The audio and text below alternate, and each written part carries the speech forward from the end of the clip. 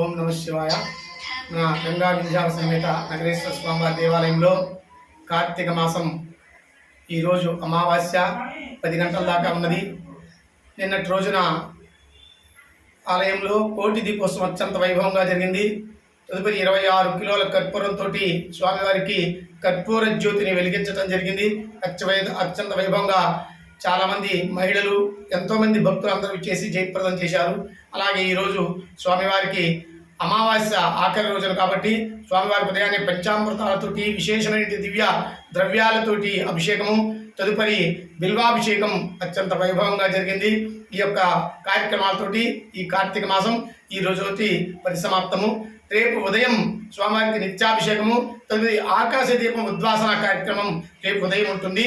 ఈ కార్తీక మాస నెల రోజులు కూడా దీపాలు వెలిగించిన వాళ్ళు రేపు ఉదయం ఈ పోలి స్వర్గం కాబట్టి నదుల్లో కానీ చెరువుల్లో కానీ అవకాశం లేని వాళ్ళ ఇంటి దగ్గర కూడా నీళ్లలో దీపాలు వెలిగించి దీపాలు వదులుకోవాల్సిందిగా విజ్ఞప్తి చేస్తున్నాం.